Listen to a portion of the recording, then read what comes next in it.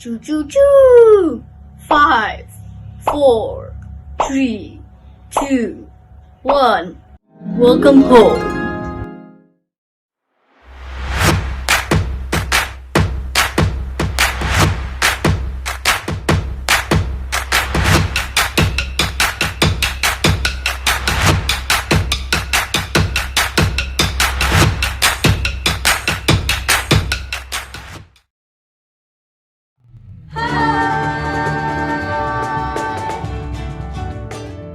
Hai adik-adik, dengan Kak Sofia di sini. Dengan Kak Vicky juga di sini nih. Ya adik-adik, udah gak terasa ya, minggu depan kita udah memasuki Natal nih. Pasti adik-adik udah gak sabar kan? Iya nih Kak, gak sabar banget. Ya kakak juga udah gak sabar nih. Nah adik-adik, hari ini kita ingin memuji Tuhan. Nah adik-adik, siapkan hati adik-adik. Sebelumnya kita berdoa dulu ya. Lipat tangannya, tutup matanya. Tuhan Yesus, terima kasih untuk hari ini. Kami ingin memuji Engkau dan memuliakan nama Engkau. Biar setiap nyanyian, biar setiap lagu Bapa yang kami nyanyikan, biar setiap tarian Bapa, biar itu menjadi persembahan Bapa yang harum di hadapan Engkau.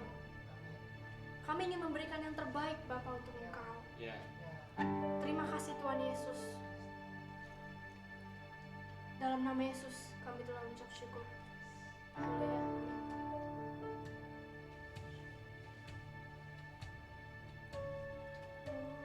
Come, let us adore.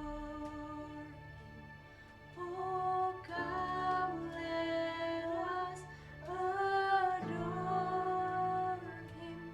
Oh, come, let us adore Him.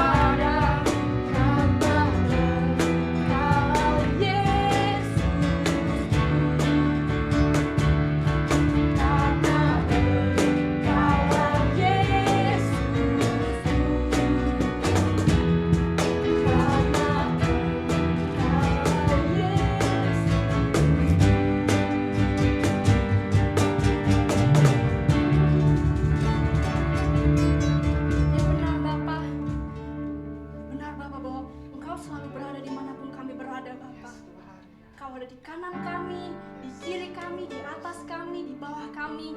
Kau selalu ada bahkan waktu kami suka dan walaupun kami duka, Kau selalu ada bersama kami, Bapa.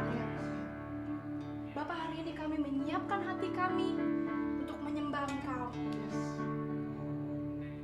Terima kasih Bapa.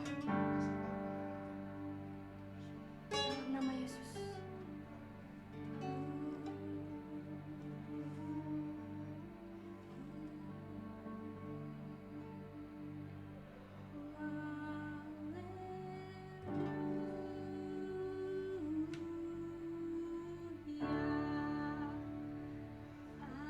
Haleluya.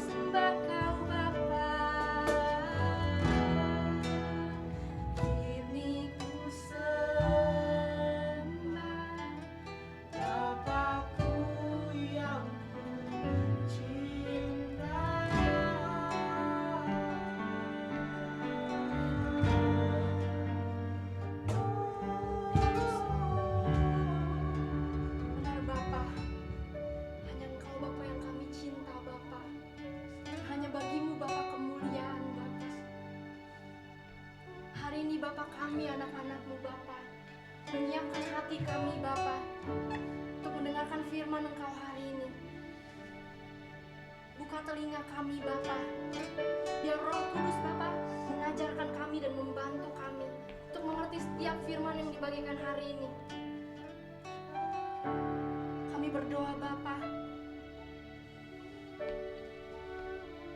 supaya setiap firman yang Engkau tanam di hati kami tertanam di tanah yang subur dan berbuah lebat Bapa, berkali lipat ganda Bapa. Dan biar orang-orang di sekitar kami Bapa bisa merasakan Bapa betapa manisnya buah itu Bapa. Terima kasih Bapa. Thank you Lord for your presence. Thank you for today. Thank you for today Lord. Terima kasih Bapa. Dalam nama Yesus. Amin.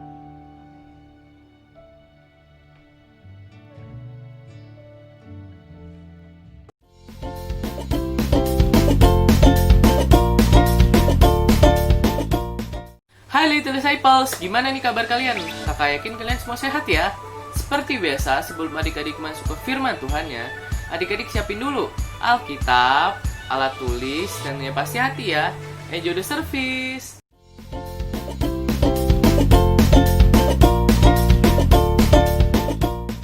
Selamat sore adik-adik semua. Hari ini Miss Rona akan mengajarkan sedikit mengenai pengendalian diri atau sering disebut dengan self control ya. Jadi pengendalian diri adalah salah satu buah roh yang tersulit yang perlu bertumbuh dalam hidup setiap orang ya. Karena jauh lebih mudah untuk menyenangkan diri sendiri daripada mempertimbangkan konsekuensi dari semua tindakan kita. Tapi Kristus menunjukkan kepada kita bagaimana mengendalikan keinginan pribadi kita dan mengubah emosi kita dan melakukan yang terbaik walaupun tidak merasa enak pada saat itu. Jika kita mencoba mempraktekkan pengendalian diri dengan kekuatan kita sendiri, maka kita akan gagal ya. Kunci supaya buah roh bertumbuh adalah membiarkan Roh Kudus memimpin kita dalam segala area hidup kita. Dalam situasi yang sulit dan kompleks, biarkan Roh Kudus yang memimpin kita. Saat adik-adik bangun tidur dan mempersiapkan diri untuk hari tersebut, mintalah Roh Kudus untuk membantu adik-adik di dalam hal di mana adik-adik sulit untuk mengendalikan diri. Dia, Roh Kudus, tidak hanya dapat membantu, tetapi Dia, Roh Kudus, juga siap dan bersedia untuk melakukannya. Ya. Adik-adik sadar bahwa setiap kita yang percaya kepada Yesus, Roh Kudus, Yesus tinggal di dalam hati kita. Ya, Dia ada di dalam kita, dan biarkan Roh Kudus memimpin kita. Ya. Nah, ketika kita membiarkan Roh Kudus memimpin kita, ya, hal yang terasa sulit kita lakukan akan menjadi gampang, akan menjadi enak, akan menjadi sukacita ketika kita melakukannya. Oke? Ada beberapa contoh orang yang tidak bisa mengendalikan diri, ya. Banyak contohnya. Adik-adik pernah lihat orang yang suka marah-marah, sedikit-sedikit marah. Orang yang ngomongnya nggak bisa pelan, teriak-teriak, ya, bilang nggak mau aja, nggak bisa dengan kata yang bagus gitu, nggak mau ma, atau nggak mau ya bu, nggak mau, ya, atau dia mau sesuatu tapi nggak dikasih misalnya, orang tuanya atau mama papanya nggak sanggup beliin, dia mau mobil-mobilan itu, ya, dia minta mobil-mobilan itu, mau sampai berteriak-teriak, nangis-nangis, ya, guling-guling di tempat umum. Nah, sampai orang tua mama papanya malu melihatnya, ya, dilihat banyak orang. Nah, itu contoh sebuah penguasaan diri yang buruk, ya. Dia tidak bisa mengendalikan tubuhnya, dia tidak bisa mengendalikan emosinya, ya. Dan juga salah satu contoh lagi, pernah nggak di sekolah, ya, guru lagi suruh duduk diam supaya bisa fokus memperhatikan, tapi anak tersebut nggak bisa duduk diam, ya, sebentar dia mainin rambut, ya, sebentar dia korek-korek kuping, ya, sebentar dia gangguin temennya, ya, sebentar kemudian dia colek-colek mejanya, colek-colek tempat pensilnya, gitu. Kemudian goyang-goyangin badannya, gitu, ya. Nah, itu ciri-ciri orang yang tidak bisa mengendalikan diri, ciri-ciri orang yang nggak bisa mengendalikan tubuhnya, ya. Walaupun dia disuruh duduk diam, tapi dia nggak bisa. Pokoknya kalau nggak bergerak kayaknya nggak enak deh, ya. Sehingga pelajaran yang diterangkan oleh guru lewat begitu saja, ya. Atau orang yang suka bengong, melamun, ya, itu juga orang yang nggak bisa menguasai dirinya, orang yang tidak punya pengendalian diri, ya. Orang yang sedikit-sedikit maunya mukul gitu, ya, dia nggak bisa mengendalikan tangannya untuk belajar sopan, ya, kata-kata yang sopan, tindakan yang sopan, gitu, ya. Sedikit-sedikit dia ada marah sedikit, dia mau mukul, ya, atau perkataannya yang kasar keluar semua, ya. Nah, itu contoh-contoh orang yang tidak bisa mengendalikan diri. Oke. Atau ada contoh lain lagi, orang yang nggak bisa mengendalikan mulutnya. Dia kepingin, pokoknya mau makan, ya, mulutnya itu nggak bisa diem, mau ngunyah terus, mau makan permen, ya, padahal sudah di stop, jangan makan permen banyak-banyak, cukup 1 hari 1 atau 2 saja. Tapi kalau sudah makan permen dia nggak bisa berhenti, mau makan terus sampai permennya habis, nggak cukup lagi, tambah lagi, gitu, ya. Itu tidak bisa mengendalikan mulutnya.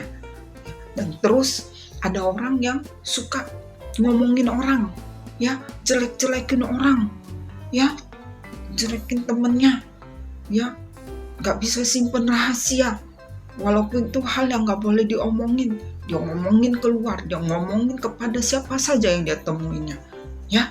Itu orang yang tidak bisa mengendalikan mulutnya, ya. Orang yang suka mengganggu orang lain, ya, kalau nggak mengganggu rasanya nggak tahan deh, ya, pokoknya mau aja kakinya temennya diapain lah, ya, pokoknya nggak ada apa-apa, pokoknya dia cari masalah terus, ya. Ada orang seperti itu. Nah, itu namanya orang yang tidak bisa mengendalikan diri. Ya, sebenarnya Tuhan tidak mau kita dikendalikan oleh emosi kita dikendalikan oleh keadaan kita dikendalikan oleh kedagingan kita. Ya, Tuhan mau semua kita belajar untuk mengendalikan diri kita setiap waktu. Ya, walaupun keadaan sulit, walaupun itu keadaan kita tertekan, tapi kita bisa memilih untuk mengendalikan semua perkataan kita, semua tingkah laku kita, ya, mengendalikan semua emosi kita, kemarahan kita, ya, semuanya kita bisa kendalikan.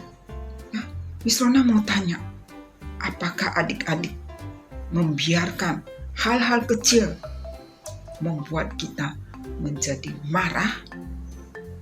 Ya, jangan ya adik-adik. Hal kecil ya tidak akan membuat kita menjadi marah, berbuat yang kasar, ya, tidak akan, karena kita punya Roh Kudus yang memampukan kita untuk mengendalikan diri kita. Ya, oke. Di dalam aktivitas kita sehari-hari, ya, pengendalian diri kita akan diuji. Setiap hari, biarlah buah roh kita menunjukkan bahwa Kristus hidup di dalam kita. Ya, setiap kita memilih untuk bertanggung jawab atas hidup kita dan memilih cara mengendalikan diri yang benar, ya, di dalam menanggapi orang lain, maka kita akan bertumbuh. Ya, Roh Kudus akan membantu kita menjalani kehidupan yang menyenangkan bersama Allah. Oke? Di dalam Alkitab, Petrus pernah menyangkal Yesus. Ya, itu ada di Matius 26 ayat 33 sampai 56 dan Matius 26 ayat 69 sampai 75. Oke. Petrus adalah murid Yesus, tetapi pada hari-hari terakhir kehidupan Yesus, Petrus menunjukkan beberapa contoh kurangnya pengendalian diri. Baik, mari kita dengar ceritanya mengenai Petrus. Malam saat Yesus akan ditangkap, Yesus mulai memberitahu murid-muridnya apa yang Bapa di surga rencanakan untuk hidupnya Yesus. Dia memberitahu murid-muridnya bagaimana dia akan dikhianati, bagaimana dia akan dibunuh dan dihidupkan kembali, dan bagaimana para murid-muridnya akan menjauh darinya dan berpura-pura seperti mereka tidak pernah mengenalnya. Tetapi Petrus melompat berdiri dan berteriak, "Saya tidak akan meninggalkan engkau." Yesus melihat Petrus dan berkata, "Aku berkata kepadamu, sesungguhnya malam ini, sebelum ayam berkokok 2 kali, engkau telah menyangkal aku 3 kali. Lalu Petrus berkata, "Sekalipun aku harus mati bersama-sama engkau, aku tak akan menyangkal engkau." Di sini Petrus tidak bisa mengendalikan mulutnya. Petrus juga tidak bisa mengendalikan tubuhnya. Malam hari Yesus dan murid-muridnya pergi berdoa bersama di Taman Getsemani. Yesus meninggalkan murid-muridnya berdoa dan pergi menyendiri. Ketika Yesus kembali, Petrus tertidur. Yesus membangunkan dia dan berkata kepada dia, "Sudah telat, sudah terlambat untuk berdoa lagi. Waktunya telah tiba bagi Yesus untuk ditangkap." Ketika itu, Petrus juga tidak bisa mengontrol kekasarannya. Ketika orang-orang datang membawa pergi Yesus, atau saat mau menangkap Yesus, Yesus mendatangi mereka dan berkata, "Teman, lakukanlah apa yang ingin kalian lakukan." Kemudian orang-orang itu menangkap Yesus. Saat itu Petrus menghunuskan pedangnya dan memotong salah satu telinga orang yang sudah menangkap Yesus. Yesus menegur Petrus, "Sudahlah, jangan lakukan itu." Kemudian Yesus mengambil telinga yang putus tadi dan meletakkan kembali ke tempatnya, sehingga orang itu telinganya sembuh sempurna, terpasang kembali di tempatnya, dan dia sembuh sempurna. Kemudian Petrus juga tidak bisa menguasai ketakutannya. Alkitab mengatakan bahwa setelah Yesus ditangkap, semua murid-muridnya meninggalkan Yesus dan melarikan diri. Petrus melarikan diri juga dengan murid-murid yang lain karena dia ketakutan. Mereka ketakutan, ya. Dia tidak tahu apa yang akan terjadi nanti. Oke. Kemudian Petrus juga tidak bisa mengontrol emosinya. Dia menyangka pernah mengenal Yesus. Malam itu dingin, ya.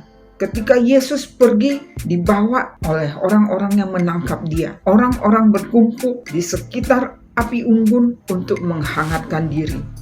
Petrus sedang duduk di halaman di sekitar api unggun. Seorang wanita mulai melihat ke Petrus dan bertanya, "Bukankah kamu yang bersama Yesus?" Tetapi Petrus menyangkalnya dan mengatakan tidak tahu apa yang dibicarakan.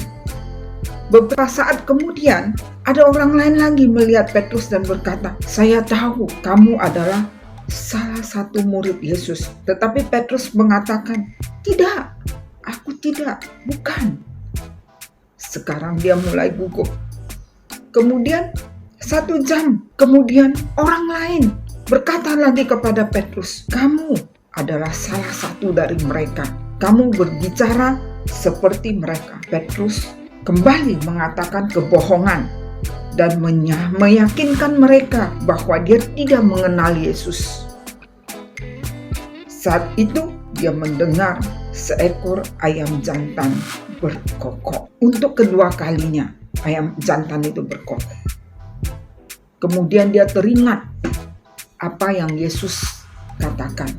"Sebelum ayam berkokok 2 kali, engkau telah menyangkal aku." Dia lari keluar dari tempat itu dan menangis dengan pilu. Tapi syukurlah, akhirnya Petrus belajar untuk mengendalikan diri dan akhirnya dia bisa menjadi pemimpin besar di dalam gereja mula-mula.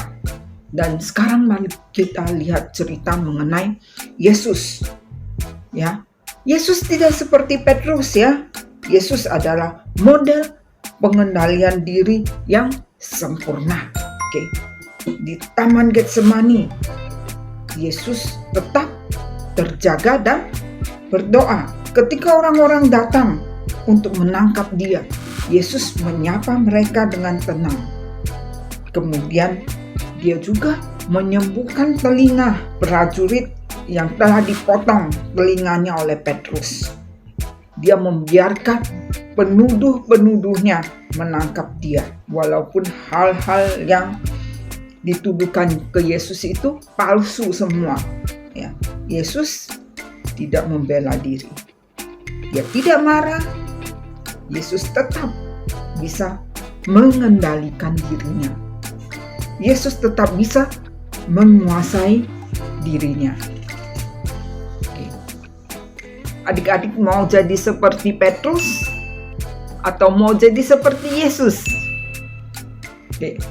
Kalau kalian mau dipakai Tuhan, adik-adik harus punya pengendalian diri.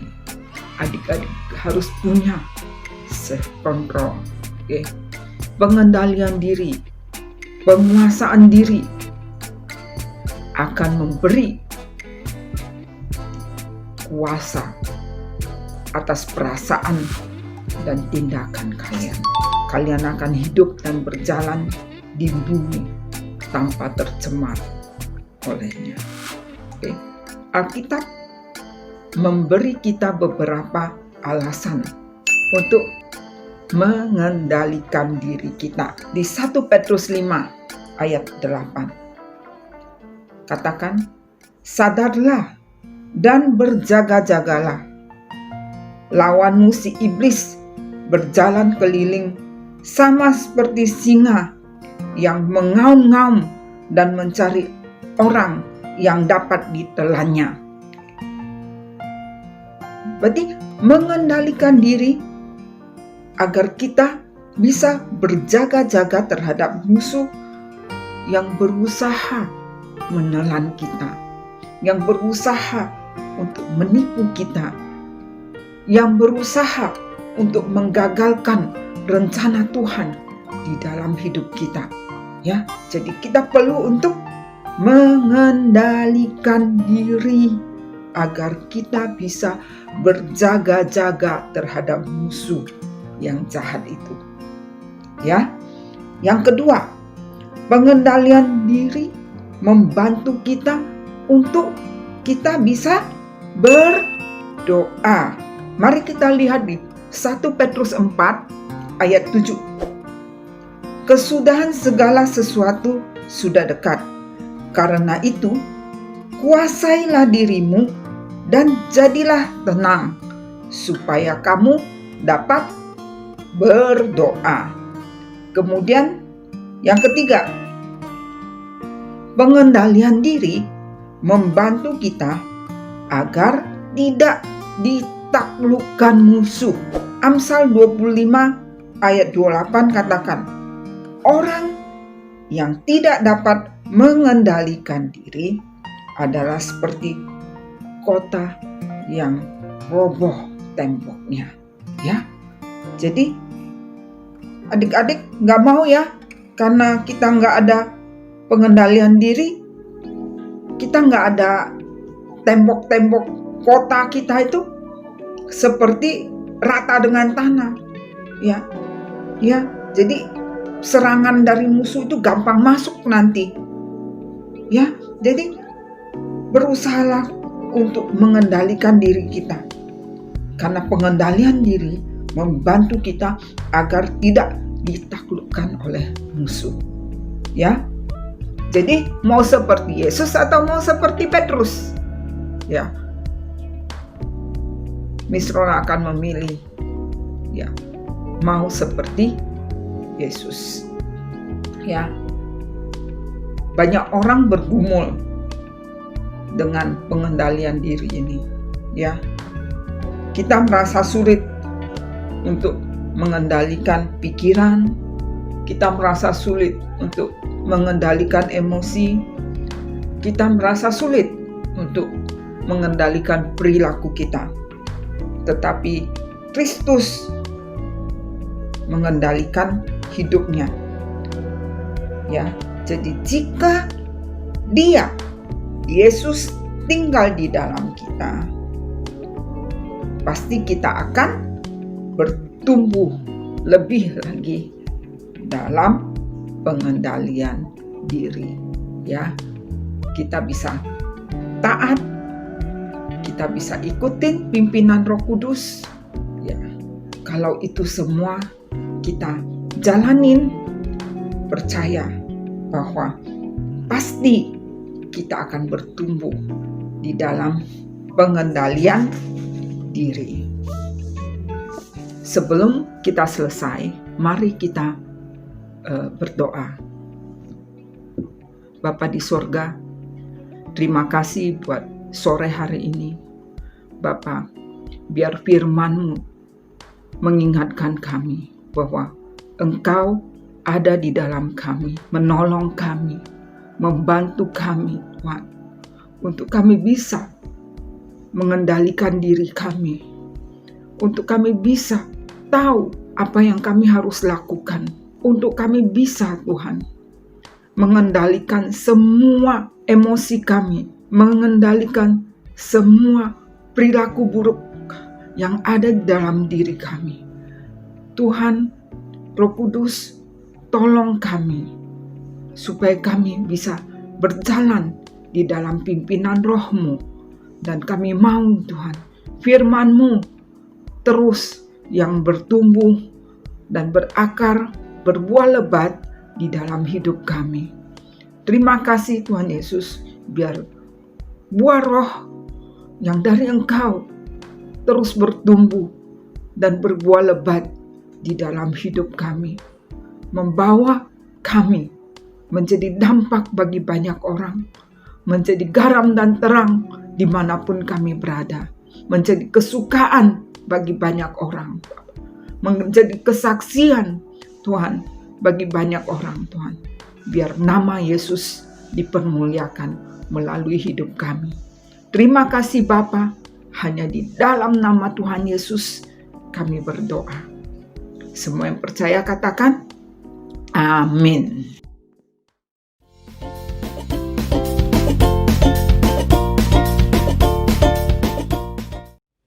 Halo adik-adik, gimana firman Tuhan hari ini? Kakak harap adik-adik semua berkati dengan firman Tuhannya. Oh adik-adik, hari ini kita belajar mengenai buah roh, pengendalian diri atau self-control. Adik-adik, yuk sekarang siapkan juga kertas dan pensilnya. Kakak tungguin ya, kakak hitung sampai 3 nih. 1, 2, 3. Oke, sudah siap ya? Oke, sekarang pertanyaan pertama. Apa yang akan terjadi ketika kita mempraktekkan buah roh pengendalian diri dengan kekuatan diri sendiri? Nomor 2. Kunci agar buah roh kita dapat bertumbuh adalah pertanyaan terakhir.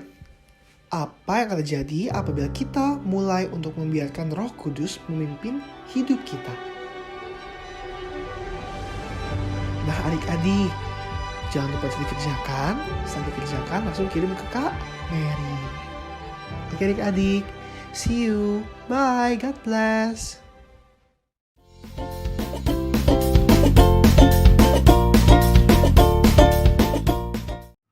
Halo adik-adik Little Disciples, gimana kabar adik-adik semua?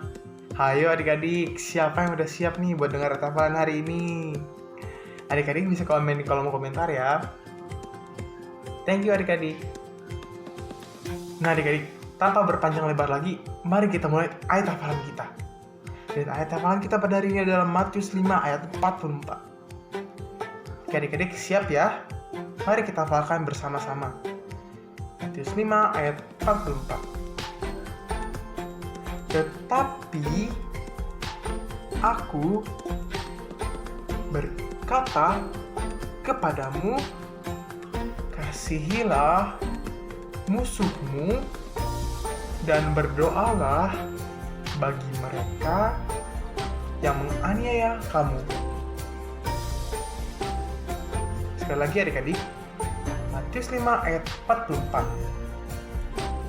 Tetapi aku berkata kepadamu, kasihilah musuhmu dan berdoalah bagi mereka yang menganiaya kamu. Nah adik-adik, dari ayat firman Tuhan ini kita dapat belajar adik-adik, kalau kita harus mengasihi orang yang menurut kita jahat sama kita. Walaupun kita pandang orang itu nggak baik sama kita, tetapi kata firman Tuhan, kita harus tetap mengasihi dia. Kita harus tetap mengasihi musuh kita, apapun keadaannya. Kita harus memperlihatkan kasih Kristus kepada orang lain, adik-adik, supaya nama Yesus semakin dipermuliakan dan hidup orang itu diberkati, adik-adik. Oke adik-adik, itulah ayat firman Tuhan kita pada hari ini. Jangan lupa untuk dihafalkan, direkam, terus dikirim adik-adik. Oke adik-adik, see you next time ya. God bless you adik-adik. Bye-bye.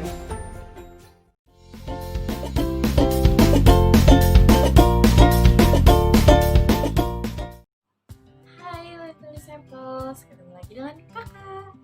Nah adik-adik, di sini kakak mau ngingetin nih untuk adik-adik semuanya. Jangan lupa untuk absen online, usahakan untuk selalu tepat waktu ya adik-adik.